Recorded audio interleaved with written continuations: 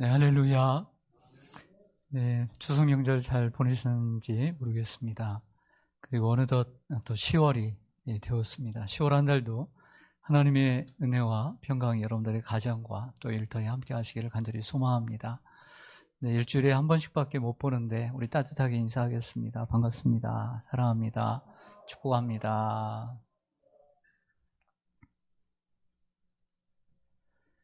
네, 오늘 우리가 함께 나눌 말씀은 순종입니다. 아브라함의 순종. 믿음의 조상인 아브라함은 모든 성도들의 신앙의 롤 모델입니다. 성경에 기록된 아브라함의 일거수일투족은 우리의 신앙에 큰 도움이 됩니다.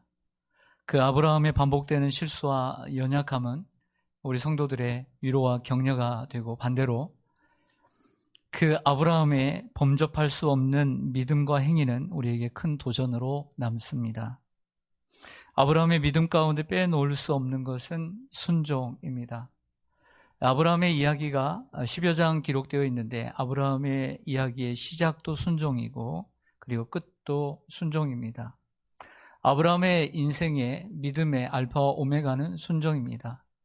하나님께 부름받았을 때의 고향과 친척과 아버지 집을 떠나라 했을 때 순종하여 떠났고, 그리고 그의 인생의 말로의 아들 이삭을 하나님께 바치는 순종으로 그의 인생의 클라이막스를 보게 됩니다. 본래 아브라함은 하나님을 모르던 사람이었고 지금의 이스라엘과는 거리가 먼 갈대아 사람이었습니다. 갈대아라는 단어는 후에 바벨론 제국을 가리키는데, 그래서 바벨론 사람들을 가리켜 성경은 포로 시대를 보면 갈대아 사람들이다 이렇게 기록되어 있습니다.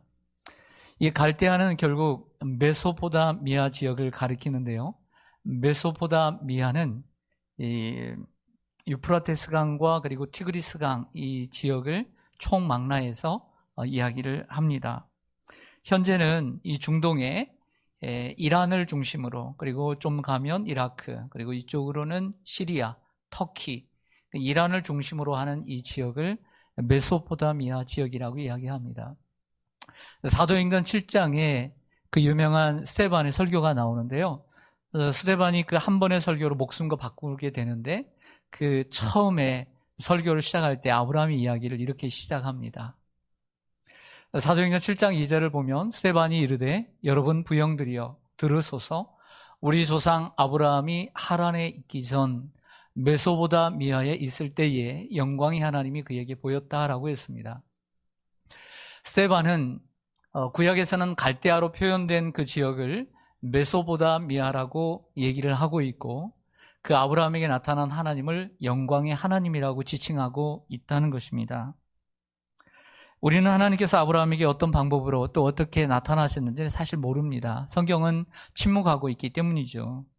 그러나 분명한 것은 하나님께서 아브라함을 만나주셨다는 사실과 아브라함이 만난 하나님 속에 그 하나님의 영광을 보았다는 것이죠. 히브리서 11장 8절 오늘 본문을 보면 이렇게 시작합니다. 아브라함의 이야기는 오늘로 끝나는 것이 아니라 히브리서 11장 안에 생각보다 많은 분량을 차지하고 있는데요. 그만큼 중요하기 때문입니다. 아브라함이 믿음으로 아브라함은 부르심을 받았을 때라고 시작을 합니다. 아브라함은 메소포타미아, 즉 갈대아 우르라고 하는 지역에 있을 때에 부르심을 받았습니다. 그리고 그곳에서 영광스러운 하나님의 실제를 경험하게 되죠. 묻습니다. 여러분들은 하나님의 부르심을 받으셨습니까? 여러분은 하나님의 부르심을 받은 적이 있습니까? 언제 받으셨습니까? 그리고 어느 때 받으셨습니까? 어디 있을 때 받으셨습니까? 우린 분명하게 알아야 합니다. 우리가 정말 하나님의 부르심을 받았다고 한다면 언제, 그리고 어디에서 부름을 받은 일이 있는지. 하나님께서는 먼저 태초에 우리를 창조하시고 또 택정하신 것은 사실이지만, 하나님의 사람들은 다 삶을 살아가면서 하나님의 부르심을 경험하게 되는 것이죠. 제가 왜 이 이야기를 하냐면, 아브라함의 이야기를 시작할 때 무슨 이야기로 시작하냐면 믿음으로 아브라함은 부르심을 받았을 때에 일하고 시작한다는 거예요. 여러분, 우리가 믿음 중요하죠. 그러나 부르심이 없이 어찌 믿음이 있겠어요. 하나님 불러주셨으니까 믿음이 생긴 거죠. 순종, 이 순종이 부르심이 없이 어떻게 있겠느냐라고 하는 것입니다. 부르심이 없는, 하나님의 말씀과 명령이 없는 순종은 아무 소용이 없는 것이죠. 어떤 사람이 나 순종하겠다라고 얘기합니다. 나 열심히 순종한다. 그런데 하나님이 부르시지도 않고 하나님이 뭘 위해서 부르셨는지 모르면서 순종한다면 그게 무슨 순종이겠습니까? 우리는 하나님의 부르심에 합당한 순종을 하는 것입니다. 할렐루야. 저는 목회자로서, 여러분 평신도로서 하나님의 부르심에 합당한 순종을 하는 것이죠. 하나님께서 모세를 40세에 부르지 않았습니다. 80세에 부르셨습니다. 떨기나무 불꽃 가운데서 하나님이 부르셨습니다. 그 부르심을 따라서 모세가 양치는 것을 포기하고 이스라엘의 목자가 되고 출애굽을 시켰던 것이죠. 12결이 서로 밭을 갈고 있었던 엘리사가 있습니다. 무척 큰 집의 부자의 아들입니다.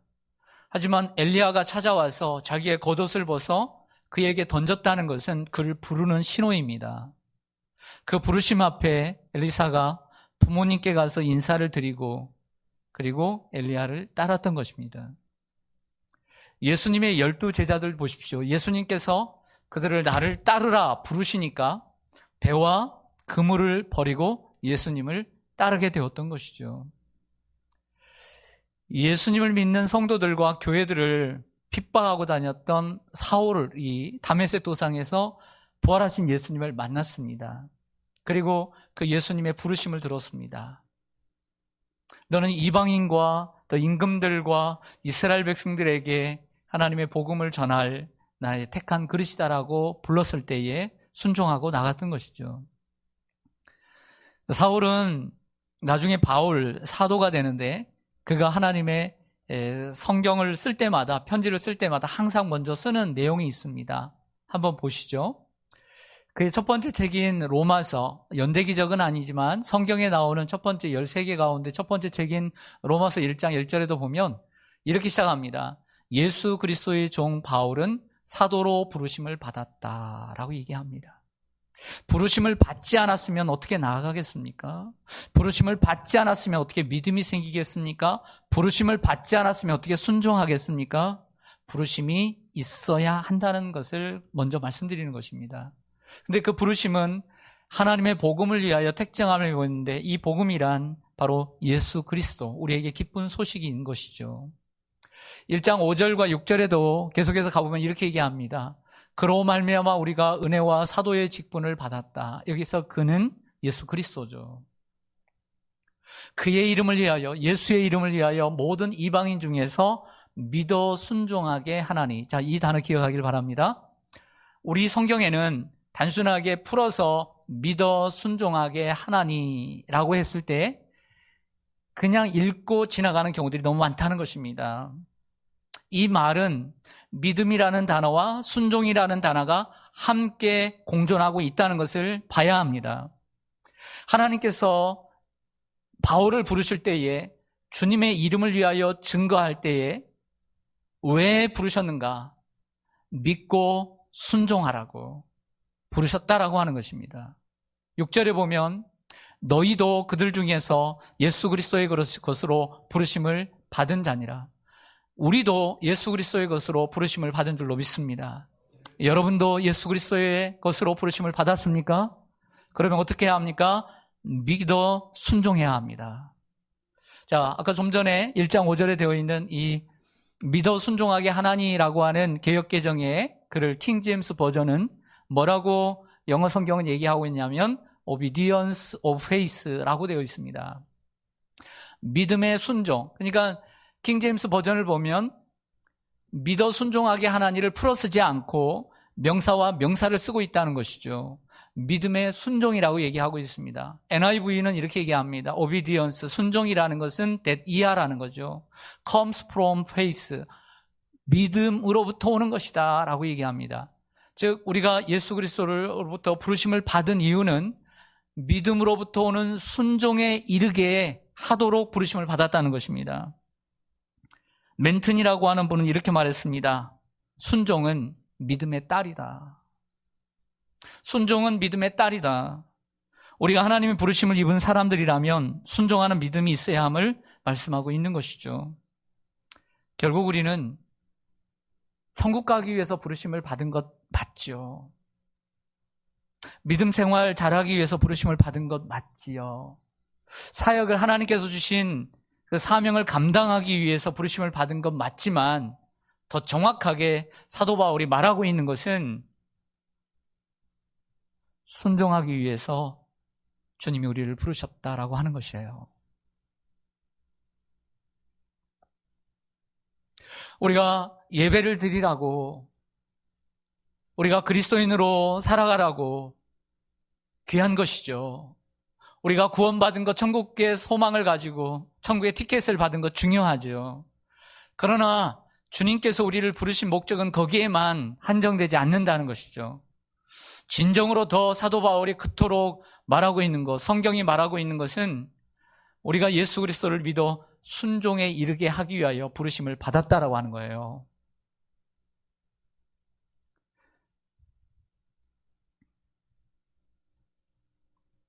하나님은 아브라함에게 나타나 창세기 12장 아브라함의 이야기가 있는 텍스트를 보면 너는 너의 고향과 친척과 아버지의 집을 떠나 내가 지시할 땅으로 가라고 시작을 합니다.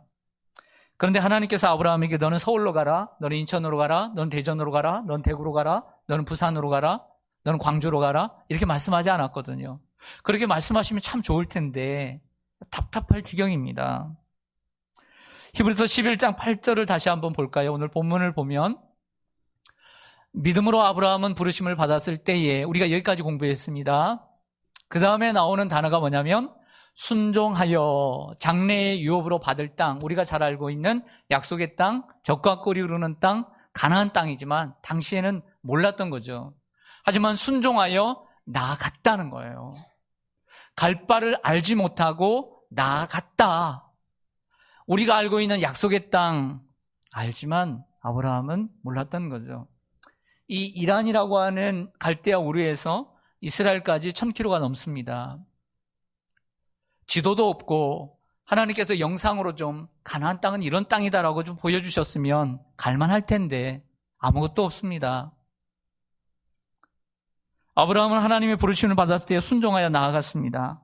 여기서 순종했다는 것은 마음의 동의를 의미합니다. 우리가 마음으로 순종할 수 있습니다. 오늘 설교를 듣고 은혜를 받으면 우리는 마음으로 동의를 합니다. 아멘. 맞습니다, 하나님. 그 말씀이 정말 맞습니다. 그렇게 살아야지요. 그렇게 하겠습니다. 마음의 동의를 하는 것이 순종입니다. 누구나 다 할 수 있습니다.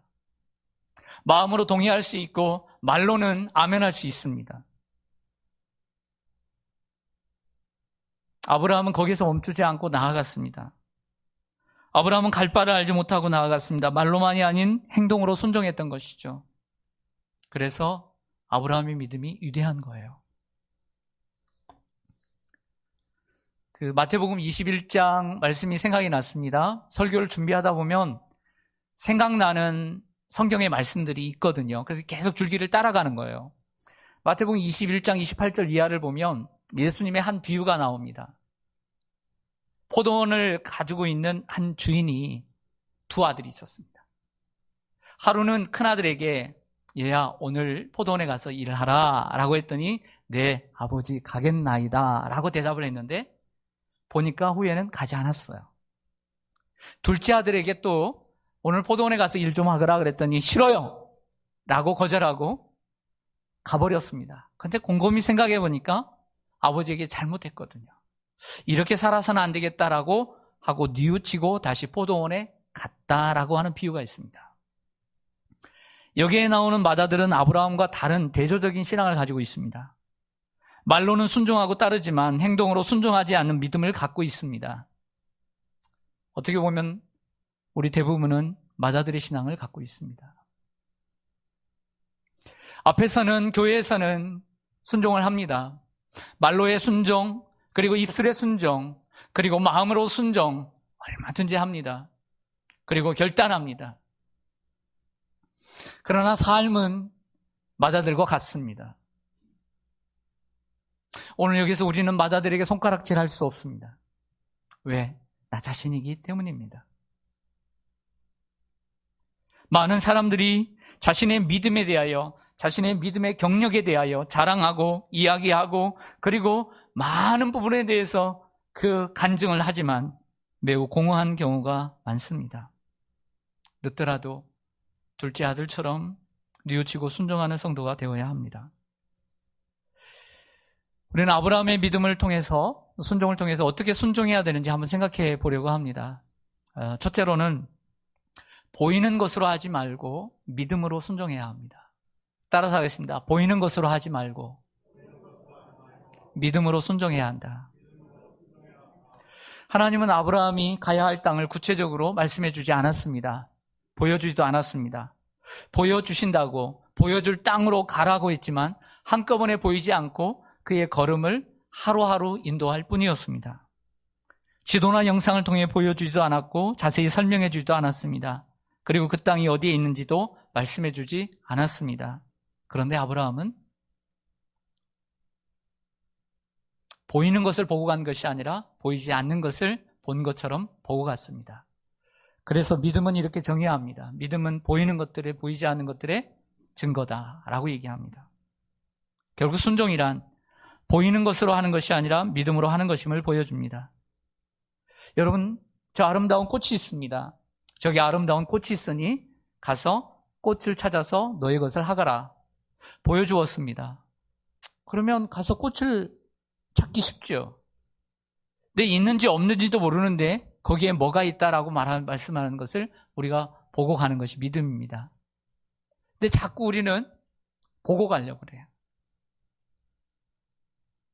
보고 가려고. 그리고 안 보면 안 믿어요. 창세기 12장 4절에 보면 이렇게 말씀합니다. 이에 아브라함이 여호와의 말씀을 따라갔고 롯도 그와 함께 갔으며 아브라함이 하란을 떠날 때에 75세였더라.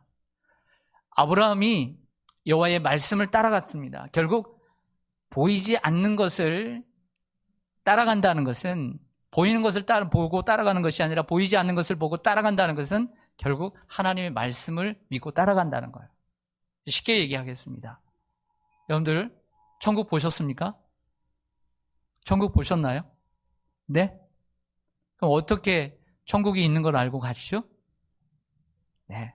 우리는 하나님 말씀, 이것만 봐도 우리는 모두 하나님 말씀을 믿고 나가는 성도들이에요. 할렐루야. 하나님 보셨습니까? 우리는 하나님을 경험하죠.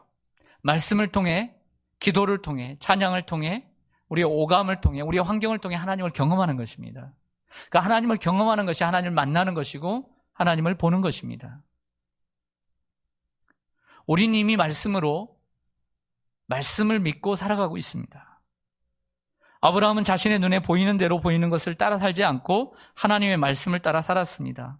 근데 우리는 자꾸 보이는 것을 보고 따라가려고 하죠.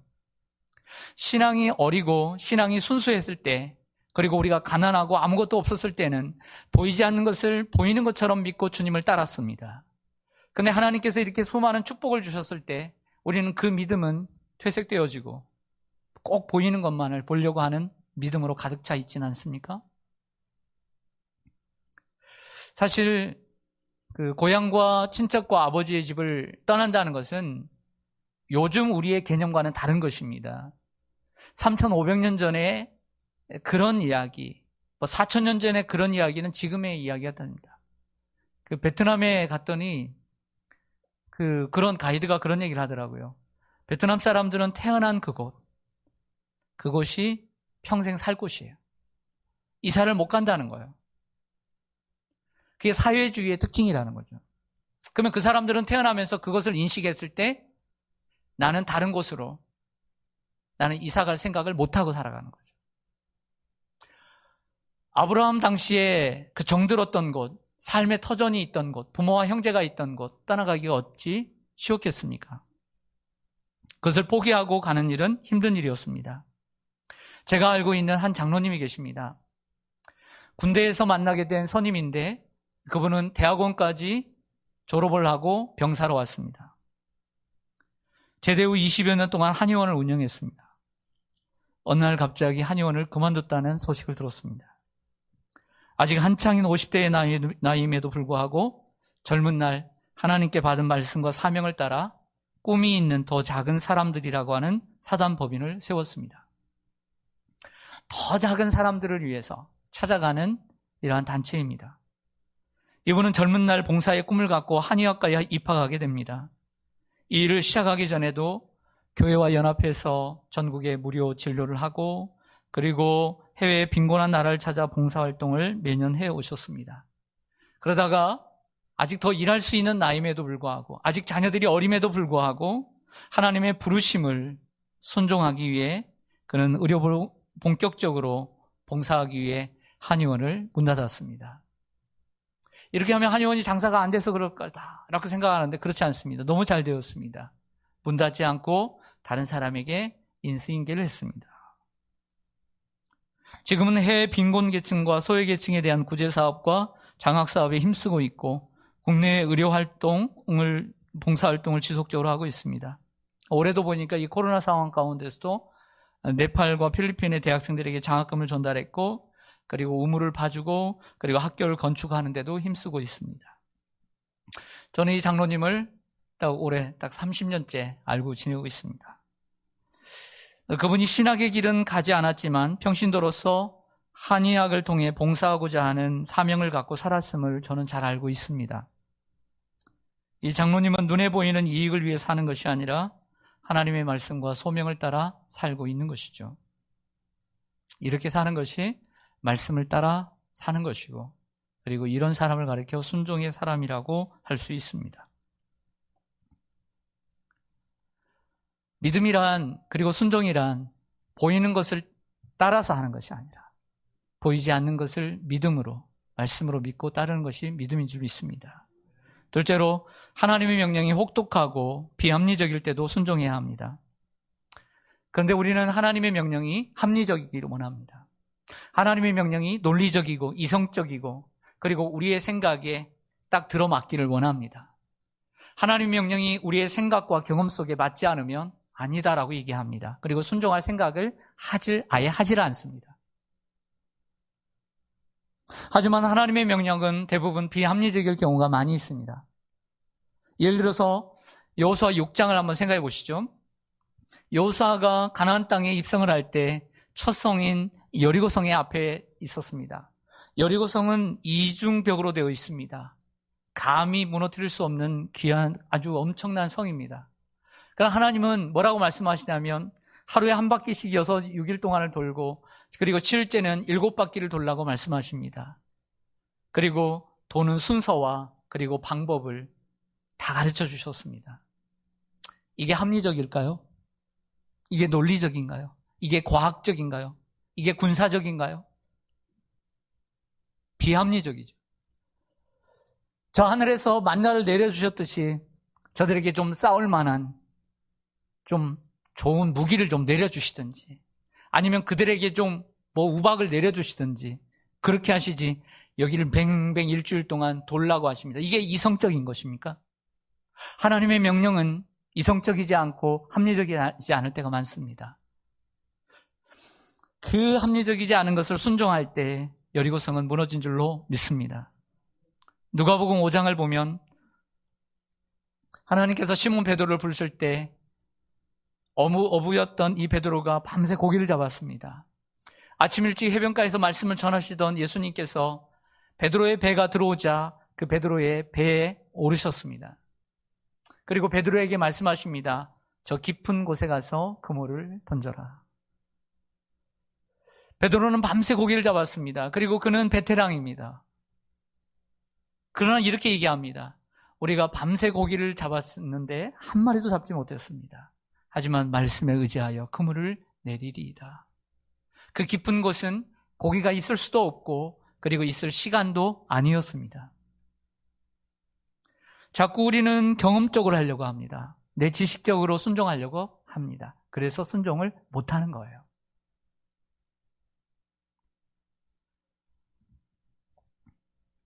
모세는 자기 신에서 자기 발에서 신발을 벗었기 때문에 40년 동안 순종할 수 있었던 것이죠. 애굽에서의 40년 동안의 학문을 생각하며 자기가 배운 것을 생각하며 나아갔다면 어찌 광야 40년 동안 하나님께 순종하며 이스라엘을 이끌 수 있겠습니까? 모든 것을 다 버리고 나는 전적으로 하나님의 주권을 인정하며 주인 되신 주님의 말씀에 온전히 순종할 때 40년 동안 순종할 수 있었던 것입니다. 그러나 우리는 그렇지 못합니다. 하나님은 우리가 일을 잘하는 사람이 되기를 원치 않으십니다. 하나님은 우리가 순종하는 사람이 되기를 원하십니다. 하나님은 우리가 맡은 일에 대해서 열심히 하는 것 소중합니다. 하지만 더 중요한 것은 순종하기를 원하십니다. 그 순종하는 사람이 하나님의 사랑을 받고 하나님이 기뻐하시며 하나님이 축복하시는 사람이고 하나님이 정말 마음에 합한 사람인 것이죠. 결국 순종하는 사람이 일을 잘하는 사람이에요. 일을 잘하는 것은 사람들에게 일을 잘한다라고 보여지는 게 아니라 그 일을 시킨 주인에게 인정을 받을 때 일을 잘하는 거예요. 맞아요, 안 맞아요? 그렇죠? 아무리 일을 잘해도 그 일을 시킨 주인에게 일을 잘한다라는 말을 들을 때 일을 잘하는 거예요. 우리가 하나님께 일을 받았습니다. 사람들에게 인정을 받는 것이 덜 중요한 일입니다. 우리에게 일을 맡기시고 일을 시키신 하나님께 기쁨을 드리고 흡족한 사람이 되는 것이 가장 중요한 일인 줄 믿습니다. 그래서 늘 우리는 하나님을 생각해야 합니다. 셋째로 자신에게 유익이 되지 않아도 순종해야 합니다. 한번 생각해 보세요. 먼저 여러분 자신을 생각해 하시고 여러분 주변에 있는 우리 성도들, 잘 알고 있는 여러분들이 알고 있는 범주 속에 있는 사람들을 생각해 보십시오. 가끔씩 보면 일을 할 때 사람들은 내가 원하는 방식으로 일하는 경우가 참 많습니다. 내가 좋아하는 것만 순종하고 내가 잘하는 것만 하려고 하는 순종의 사람들이 있습니다. 그리고 내게 이익이 되면 순종하고 이익이 되지 않으면 순종하지 않는 경우도 있습니다. 내게 흥미가 있고 그리고 내가 재미있고 내가 좋아하는 일에는 얼마든지 순종하는데 내 마음에 맞지 않고 그리고 좋아하지 않고 그리고 흥미가 없는 일은 순종하지 않으려고 하는 사람들이 있습니다. 그리고 일을 할 때 온전히 따르지 않는 경우도 있습니다.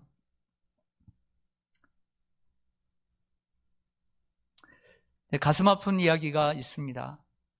사무엘상 15장을 보면 통일왕국 시대의 첫 번째 왕인 사울왕 시대에 사무엘을 하나님께 세우셔서 사울에게 기름을 부어 세우시죠. 근데 하루는 하나님께서 아말렉이라고 하는 군대를 쳐서 진멸하라고 명령을 내리십니다. 왜냐하면 출애굽기 17장에 애굽에서 출애굽을 할 때 르비딤에서 이스라엘 백성들이 가는 길을 방해했던 이 아말렉을 하나님께서 진멸하시겠다라고 하고 그들에게 이스라엘에게 넘기신다고 말씀하십니다. 사울이 그 말을 사무엘에게 듣고 군대 22만 명을 모읍니다. 아말렉을 쳐들어가죠. 하나님의 말씀대로 하나님이 힘을 주셔서 아말렉을 진멸하게 됩니다. 그 조건이 하나 있었습니다. 모든 생명을 죽이고 모든 가축까지도 하나도 남겨놓지 말라는 명령이 있었습니다. 하지만 사울은 어떻게 하냐면 그 아말렉의 왕인 아각을 사로잡고 그리고 가치 없고 볼품 없고 상처 있는 가축들은 죽이지만 기름지고 보기 좋은 맛 좋은 고기들은 남겨두었습니다. 가축들은 남겨두었습니다. 그런데 하나님께서 다시 사무엘에게 말씀하시죠. 화를 내십니다. 내가 사울왕을 세운 것을 후회한다. 밤새 울면서 기도한 사무엘이 다음날 사울을 찾아갑니다. 찾아가는데 먼저 말을 꺼내기 전에 사울왕의 말이 걸작입니다. 하나님의 종이여 복을 받으소서. 우리가 하나님의 명령을 준행하였나이다. 기가 막힌 얘기예요. 오늘 그 얘기 하려고 왔는데 먼저 선수를 칩니다. 하나님의 종이여 복을 받으소서 내가 하나님의 명령을 지켰나이다. 선수 치고 있는 거죠. 자신은 열심히 일을 해서 하나님의 명령을 지켰다라고 먼저 말하고 있습니다. 사무엘은 얘기합니다. 이 들리는 소와 양의 울음소리는 무엇입니까? 그저 이렇게 얘기합니다. 이것은 하나님 앞에 제물로 드리려고 좋은 소와 좋은 기름진 소와 양을 남겨두고 사로잡아 왔다라고 얘기합니다. 이로 인해서 하나님은 사울왕을 세우신 것을 후회하시고 그를 버리십니다. 사울왕도 할 말이 있습니다. 왜? 나는 목숨 걸고 싸움에 나갔어요. 순종했어요. 사람들을 모아서 전쟁을 치렀어요. 열심히 싸웠어요. 나름대로 했어요. 너무나 하나님의 말씀이 가혹해요. 나는 열심히 한다고 했는데 왜 하나님이 나를 버리셔야 합니까? 우린 여기서 교훈을 얻습니다. 순종이란 내가 원하는 대로 하는 것이 아니라 온전하게 순종하는 것이 진정한 순종이라는 것이죠. 그리고 또 하나 우리가 깨닫습니다. 이만큼 순종은 너무나 중요합니다.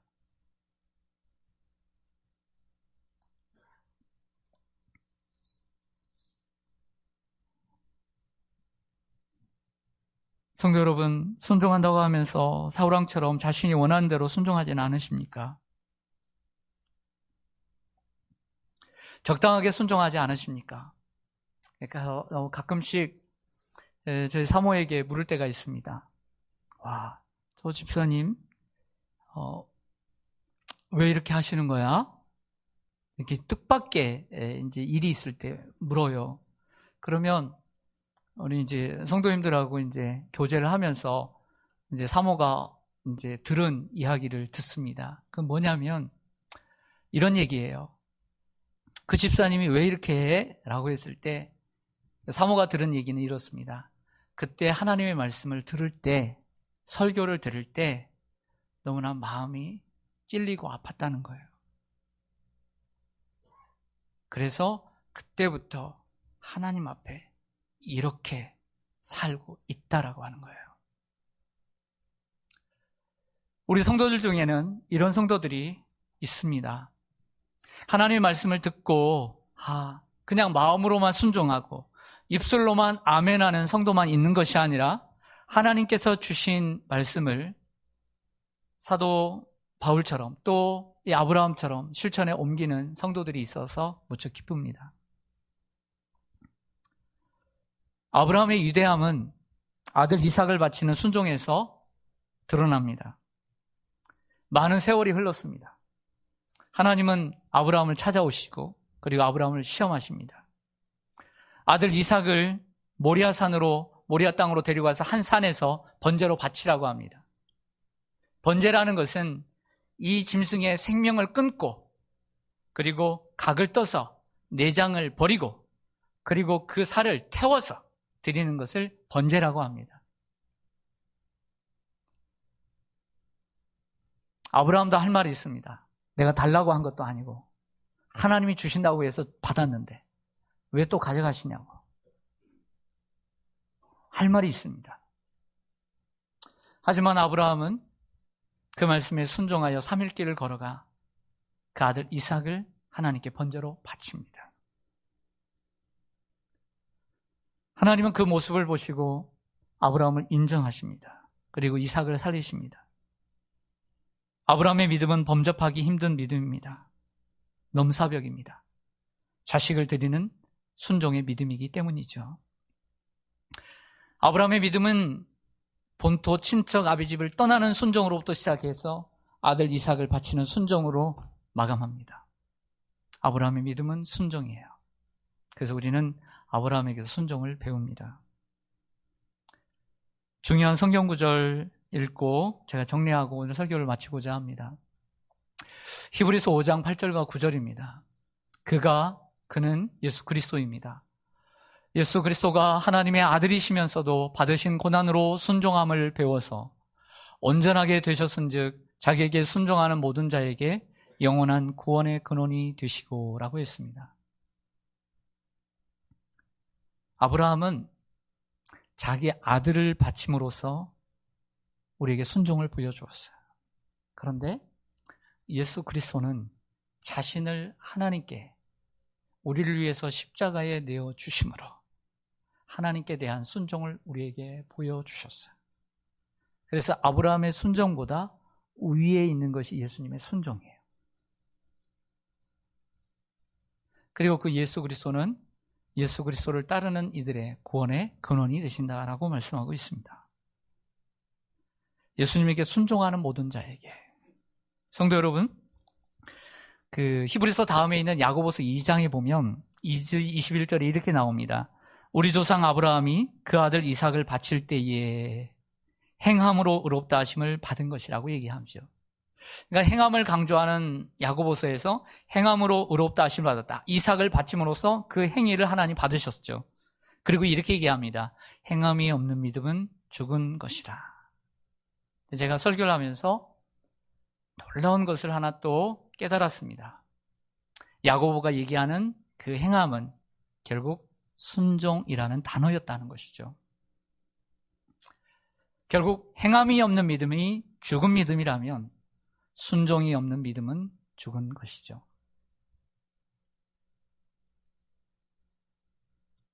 오늘 설교를 준비하는 내내 그리고 설교를 1부, 2부 계속 하는 동안에 마음이 무척 무겁고 힘듭니다.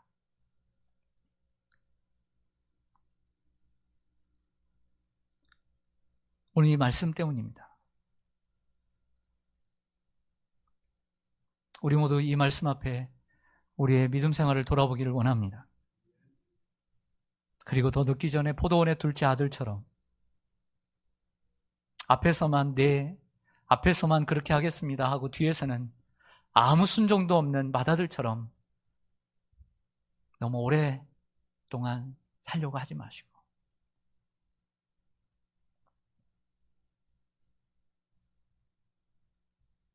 둘째 아들처럼 늦지 않게 뉘우치고 순종하며 사는, 그래서 하나님의 사랑을 받고 하나님이 기뻐하시는, 정말 천국에서 보시면서 참 우리를 보시고 만족해 하시고, 그리고 시온산교회에 이런 많은 성도들이 있어서 시온산교회만 생각하면 늘 걱정과 근심이 아니라 정말 기뻐하시고 웃으시며 활짝 웃으시는 그런